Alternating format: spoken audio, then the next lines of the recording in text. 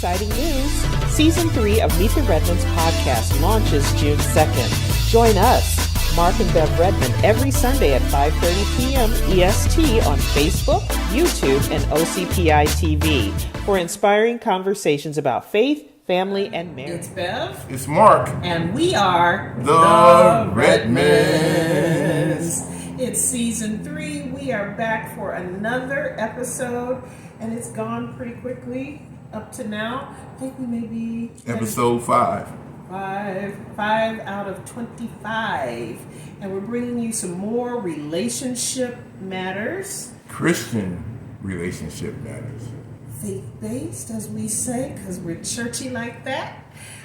Babe, what are we talking about? We're talking about the final call. Who has the decision-making abilities in your marriage? We all know what the Bible says. We're not going to... Submission. Yeah, we're going to talk about that also. Yes. Well, you know what? Let's address it now. You see the scripture on the screen about submission. How do you feel about women in submission? Well, I do believe that it is God's way. I think man, not men, but man, I think we get it wrong. I think it is often misapplied and used to control one another or someone in the relationship, and I don't think that's God's plan. I do believe that He has a leadership structure that He wants us to follow, but how does each person function in that? I think that is the swerve or the special piece that's in your household. Remember, I think maybe it was last season, we said your marriage is your blueprint. How does it work in your family? Don't try to carbon copy. Don't try to do what other people do, because you can get yourself messed up. You want to hear my take on submission? Yes. I'm all for it. I'm sorry, I'm joking. No, but I believe that, like you said, that the Bible, sometimes people take it, well, you're supposed to take the Bible literally, but in this day and age, you have to kind of temper it with a little bit of common sense. I think it's been used as a bludgeon on women. Yeah, the whole submission thing, I totally agree. And no, people, please, I don't believe in being, well, what's the definition of submission in the first place? Well, it is to submit or to come under authority, to give in to, or to recognize. We do it every day in our jobs. Somebody's the boss, so to speak. But in your marriage, does there necessarily have to be a boss or someone who makes the final call? You get to have that discussion at home. You said there was an NFL show. You reminded me there was an NFL show. Is it called a segment called? There used to be that. No, it was a segment that they used to show during NFL games. This was back in the day. This was like 80s, and it was called original. It was called "You Make the Call." Yes. And they would have scenarios, and they would say, "Okay, did this person get the call right? Did this person not get it right?" And they would have you, the fan, to answer the scenario. IBM presents You Make the Call. A Bobby Hebert pass is intercepted by Michael Carter of the 49ers, who takes it from the 5-yard line into his own end zone, where he is trapped by the Saints. Now you make the call. Whose ball is it and where? What call did you make? When an interception occurs in the field of play and is carried into the end zone, the ball goes to the intercepting team at the point of the interception. In biblical marriage, faith-based marriage, we often say that the man is the head of the household. I don't disagree with that, but that doesn't mean that as a wife that I am to be dismissed. Right. And what we do in our marriage, and it may not be right for you, and it's totally up to you. And we've evolved. We've grown. We like to have, we have different kind of relationships and different kind of decision-making scenarios. One of the first things we do, we put our decision-making into categories. The first category we're going to talk about is unilateral decisions. What you, as a spouse, you can make that call without necessarily checking in with your spouse. Okay. Would you like to talk about some unilateral decisions?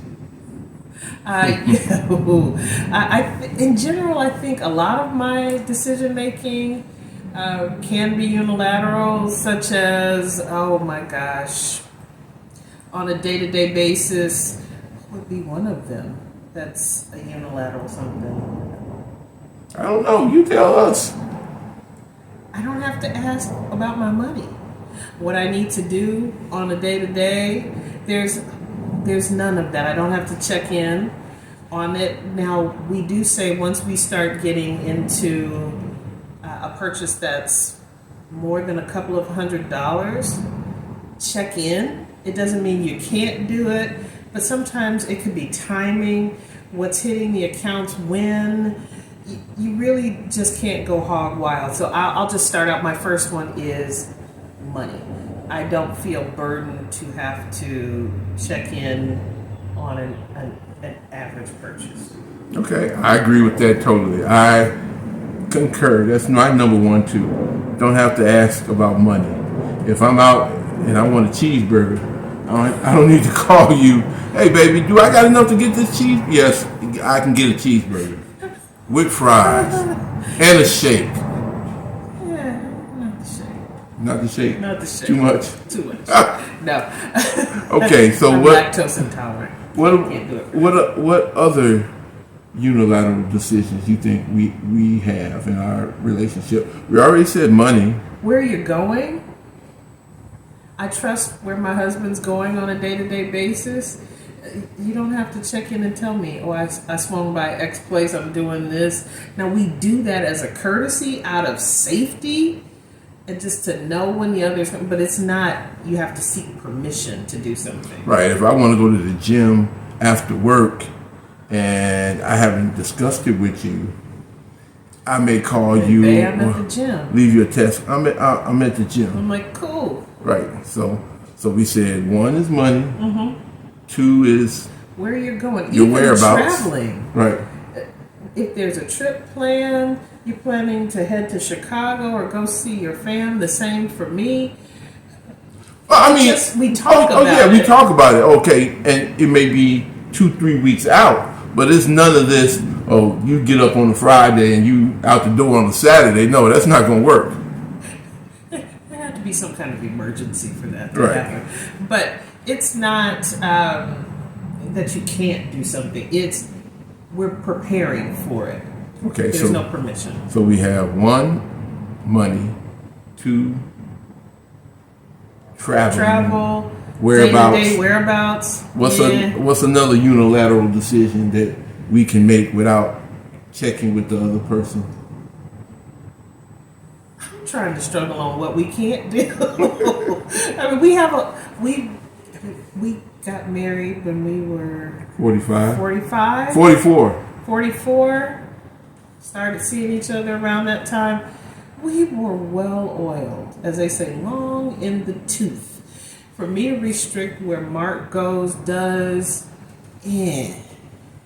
Now, I will give an example of where it kind of went awry, if you don't mind. Mm-hmm.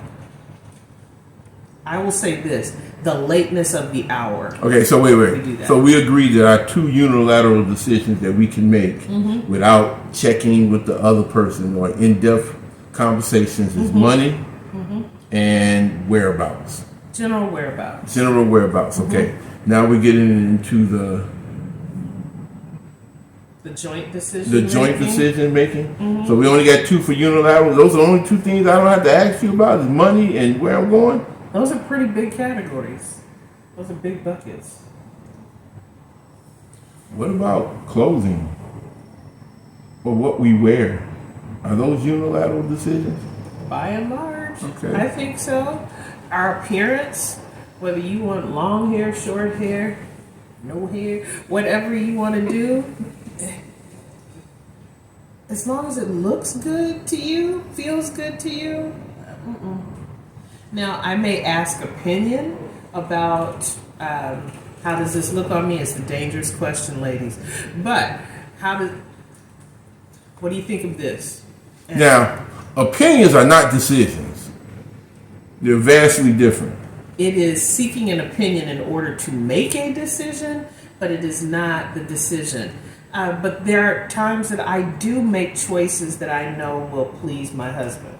If I know that this is his favorite color, or know that this is his favorite dress or outfit, yeah, I'm gonna go and pull that out, because, you know.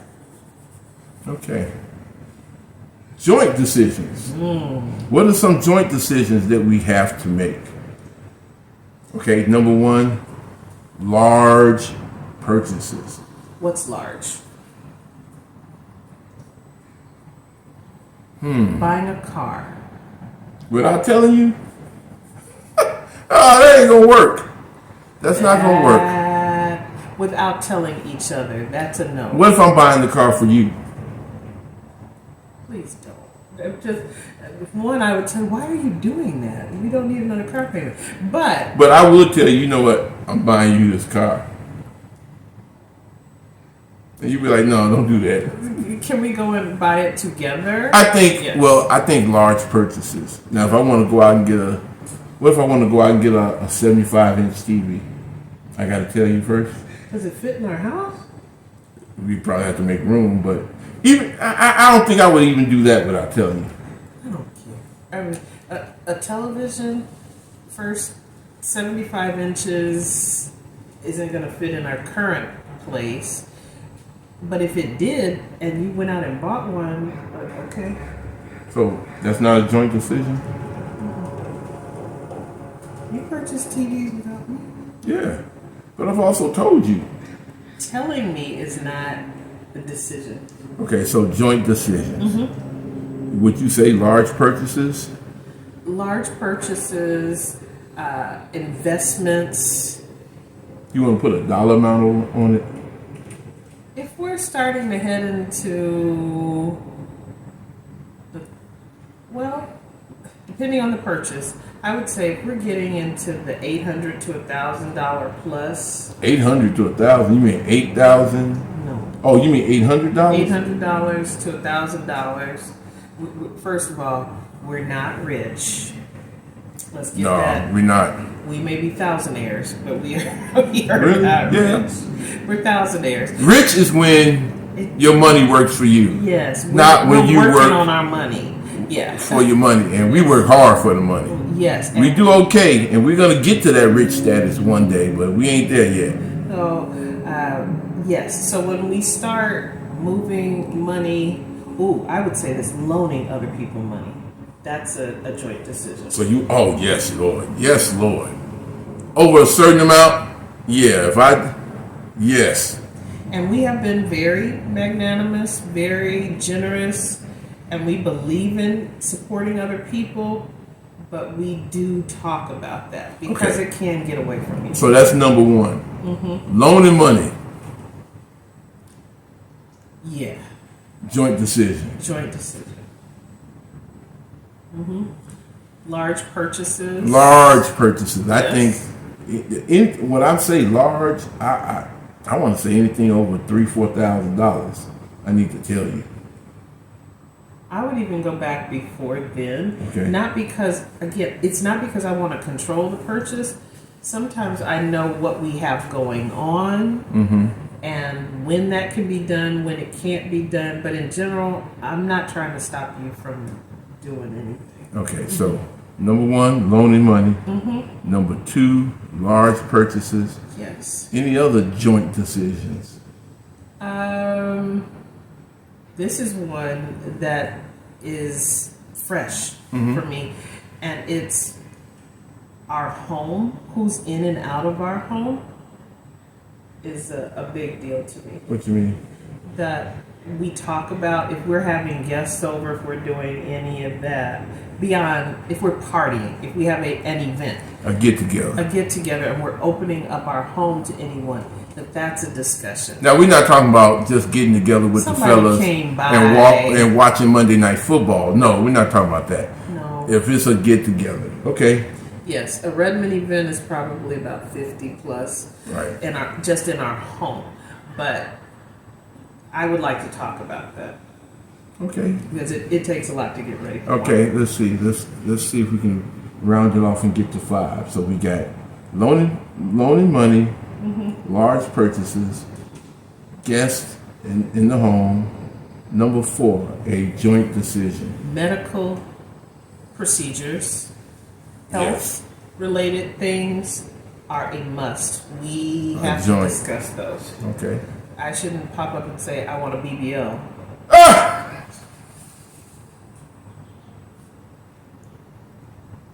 Oh my goodness. Ever. Did you actually say that? I did. No. You know people are out there doing that. They're going out there, what is that, Sonabella, and all of those other spa places, and having themselves augmented. Any health procedures, not just for emergencies. I'm at a loss for words. I don't believe she just opened her mouth and said a BBL. There are a lot of people who are going on, what's the new weight loss drug, Wegovy, and some other things. If I Is it started... Ozempic? Ozempic. Anything like that. How did the commercial go? Ozempic. Something like that. Okay, so there are a lot of people who are doing that. And if you are married, if you're single, consult with your physician, doing all of those things. Bring someone into your decision-making process, because you don't know what kind of reactions you're going to have. I mean, if you had started a new medicine, or I started a new medicine, I'm laying out on the floor somewhere, and you have no idea, that would be too much. I got another one. Children. Always. Joint decisions. Joint decisions, what's going on with them, joint conversations, how we relate to each other regarding our children. Now, I am a blessed mommy. I'm not a birth mommy. So that means that there's several other people to consult when it comes to our children. I don't take, I wouldn't say the lead in the decision making, because one, I can give my opinion, but I'm not making that decision. That's between. But when it comes for things that they need, or they want to ask for something, they will go to Beverly and ask, and let Beverly translate it for me, because they know what my response is going to be. No, they don't. Most of the time is no. Mark, do you see his face? Head nod. It goes yes. Most of the time, there may be some immediate. I don't know. Let's talk about. They're gonna hear a lecture from me. But in general, either one of the babies, Noelle, Kelsey, calls this house, calls us. Pretty much, we're going to try to figure out how we need to do it, because they don't ask that much. Okay, so our joint decisions are loaning money. Large purchases, medical procedures, children, kids, and what was the other one? In my case, parents, and I have a sister who has special needs, but it kind of goes under the family category. We do have those discussions on how we're going to support. You never stand in my way, but sometimes you say, well, let's do more. Yeah. Let's try to do this, that, or the other. So I know we had 5, and we'll put them on the screen. Bonus. I think we're missing one. Are we missing one? Yeah, that we talked about that we just didn't hit right now. All right. So we got our unilateral decisions. We have our joint decisions. Yep. And then what's the last decision? The last type of decisions that we make. The last type of decisions that we make? Let's add another one to joint. Religion, church, spirituality. It's not an option. Right. Yeah. But that was talked about early on. Where are we going to church? What ministries will we support? What will it be under? Tithing? Again, that's a financial decision. But all of that, these were discussions. We may not have to have them every time. But if I suddenly saw that you were changing religion, or if I were changing religion or faith, we would be talking about. Okay, so we want to put tithing and all of that into number 2 when it comes to large purchases or doing things. Okay, so we got 5 or 6 up there. We got them. We're gonna list them for you. All right. Okay, what's the last type of decision making that we have? We got unilateral. We got joint. What else? Override. When your decision making Is it comes into fair? play, right? If you see me about to, as you say, fall off the cliff, or my decision making is taking us away from our goals, something that's going to be beneficial to us, or I'm compromised. What if I am ill? There's an override on the decisions. You don't get to make those by yourself, and you may not get to make them at all, just depending on how things are going. I totally agree. I mean, there's been times where you have literally had to step in and save my life because the decision that I made was just totally, it was reckless. You think? Totally reckless. You have an example? I don't want to rehash old memories, but I mean, there were some times where my temper got the best of me, and I may have confronted persons and people in a Groups. Small group, though. in a harsh manner that could have gotten me into some serious trouble. You don't know what people are packing. You don't know where their heart is. We are no longer back in the day where people just hash things out or have an argument. When you step up now, you have to be prepared to go the distance, and it could cost you your life. So, if I see that happening, or for heaven forbid, you see it happening to me, there's an override. And when you hear my voice, when you see me step up, or I see you, I have to respect that. Okay, good. Now, I also believe that there's certain lanes that you can stay in as far as your decision making expertise in certain fields. And I think that also plays into whose voice is a little louder than the others when you're making the decision. May not be the same. Each of your voices are not going to be at the same level all the time. And just a gift for the ladies. I don't know if this is your struggle. I'm just speaking it into the world. We have a great benefit that we are now part of the working world. We do a lot of things. We often control spaces. We lead spaces. When you come home, you don't have to lead everything. And you can relax. Such as today, we went out and we had an event at church. We're responsible for it, but Mark was the captain of it for this particular event, and he led it, and guess where I was? In the amen corner. 50-50? Sometimes it's 50-50. But here's the thing that I don't understand. If they're by themselves, they, whether it be man or woman, they're paying 100% by themselves. You get somebody to come in that's willing to help, and you balk at that. Can I have you take 100% of the garbage out?